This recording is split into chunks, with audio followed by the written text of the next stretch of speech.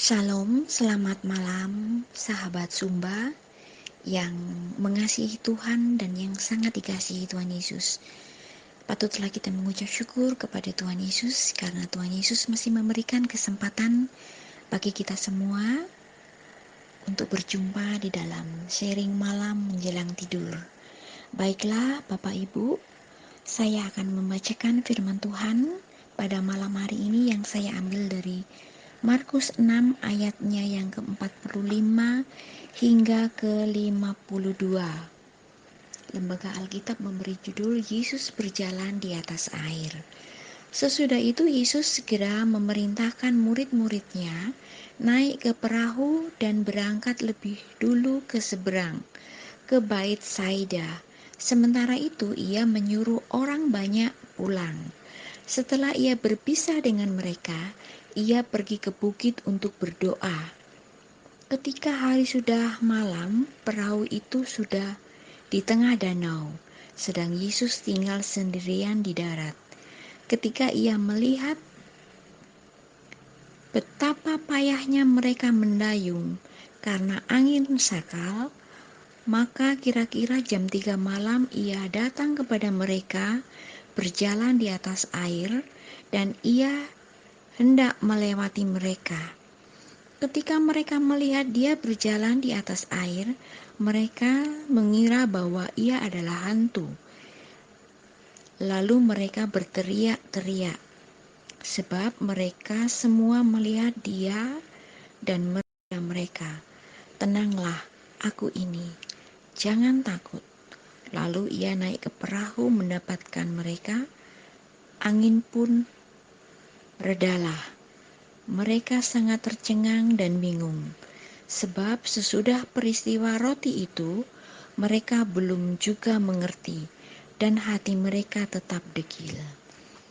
Bapak Ibu yang dikasihi Tuhan Yesus, pada malam hari ini saya mau bersaksi betapa Tuhan Yesus itu sangat baik. Saya merasa sangat diberkati dengan firman ini. Jujur saya beberapa bulan belakangan ini memang sangat merasakan seperti dibiarkan Tuhan, seperti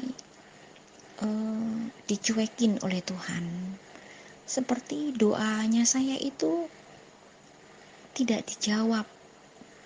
Ya, ada yang saya doakan sudah beberapa tahun, tetapi Tuhan belum menjawabnya juga. Jadi di sini saya merasa sangat capek dengan situasi di dalam rumah saya, capek dengan situasi ekonomi saya yang kembang kempis ya. Bahkan jujur Bapak Ibu, saya beberapa kali saya dibantu oleh Pak Oki. Nah, Tuhan kita itu sangat luar biasa.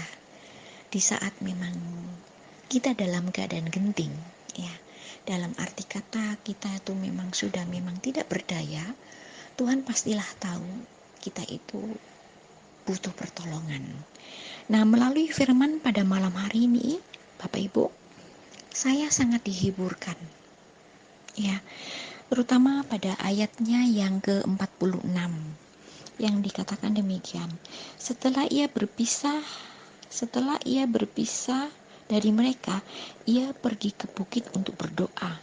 Nah, di sini yang bisa saya tangkap ya, bahwa Tuhan itu mengizinkan kita itu mengalami proses, ya, mengalami kesulitan, mengalami kesusahan, yaitu untuk mendewasakan kita, mendewasakan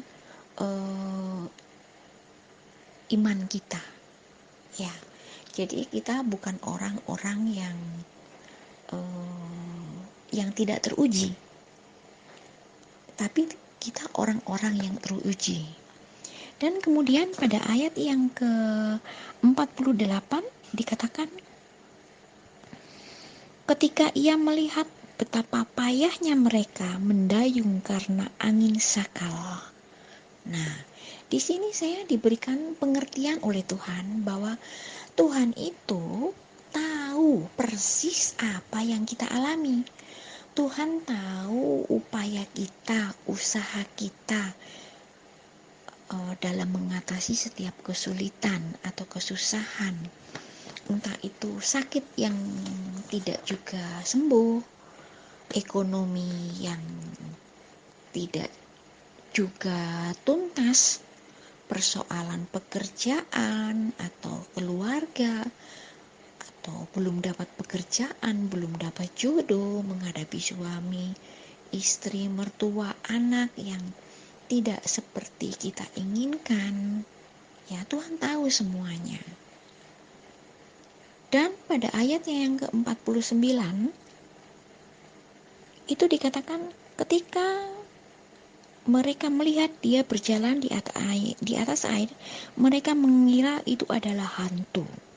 Nah, saya ya terutama, sebagai umat yang sudah dipilih Tuhan dan sudah ditebus, kita atau saya sebenarnya tahu persis bahwa Tuhan itu pasti akan menolong. Pasti Tuhan itu nggak akan tinggal diam. Ketika saya tidak mampu, pasti Tuhan akan turun tangan. Akan tetapi, Bapak Ibu, ada waktunya di mana saya juga merasa sangat capek. Saya merasa sangat letih ya. Pikiran saya, tenaga saya, batin saya capek melihat kehidupan suami yang masih seperti itu. Doa saya itu seperti berlalu begitu saja tentang berdoa untuk suami. Kehidupan ekonomi saya juga demikian. Saya benar-benar merasa kecewa. Kenapa Tuhan gak juga menjawab saya? Padahal kan saya ini sudah gak sanggup sebenarnya ya. Jadi ada rasa ragu di dalam hati saya. Ada rasa kecewa. Akan tetapi Tuhan tidak akan membiarkan saya terus-menerus merasa kecewa. Ada di satu waktu pasti tiba-tiba hati saya dihiburkan, entah itu mendengarkan pujian, atau saya membaca artikel rohani, atau ketika saya mendengarkan doa, atau khotbah, atau apa saja. Biasanya Tuhan memakai apa saja ya yang bisa membuat hati kita itu merasa terhibur. Demikian. Dan pada ayat yang ke-50 kalau saya mendapatkan satu pemahaman bahwa sebab mereka semua melihat dia dan mereka pun sangat terkejut. Tetapi segera ia berkata kepada mereka, "Tenanglah, aku ini, jangan takut." Di dalam masa-masa sulit ya, apalagi kalau doa-doa kita itu belum mendapatkan jawaban dari Tuhan, pasti timbul kepanikan, pasti ada rasa kecewa, pasti ada rasa mengasihi diri sendiri ya. Akan tetapi ya, di dalam ayat ini dikatakan, "Tenanglah, ini aku." Ya, ini adalah bahwa Tuhan tahu persis batas ketidakmampuan kita dalam menghadapi suatu persoalan. Hingga akhirnya Tuhan menjamah hati kita. Yang seperti saya katakan tadi, entah melalui pujian, kita mendengarkan pujian, atau mendengarkan doa, atau kita membaca artikel, atau apa aja. Sehingga tiba-tiba rasa nano-nano yang kita rasakan sebelumnya itu hilang sama sekali. Tidak ada lagi merasa kesedihan. Yang ada itu rasa nyaman, merasa tenang. Kita seperti tidak merasakan atau kita tidak merasa perlu apa-apa kecuali rasa nyaman berada di dalam hadiratnya. Nah, pada ayat yang ke-51 yang berbunyi, lalu ia naik ke perahu mendapatkan mereka, dan angin pun redalah. Nah, di sini adalah Tuhan sudah menyiapkan jalan keluar, ya, dan masalah terselesaikan. Jadi ini Bapak Ibu, berkat yang saya dapatkan, kekuatan, penghiburan yang saya alami beberapa hari belakangan ini di dalam hidup saya.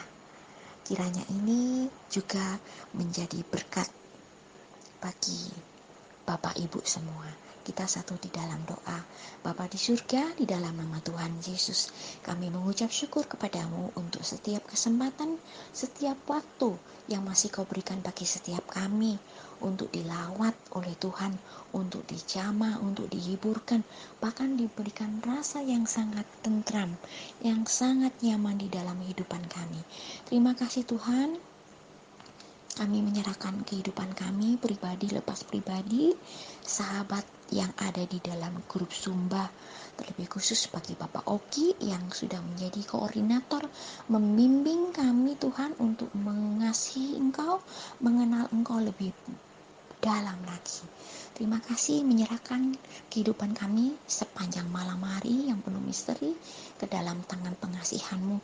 Jika Engkau berkenan Bapa, kami besok boleh bangun, boleh melakukan apa yang kami rencanakan, tentunya sambil kami meminta pimpinan, tuntunan, dan penyertaan serta perlindungan dari Tuhan. Di dalam nama Tuhan Yesus kami berdoa, bersyukur kepadamu. Haleluya, amin.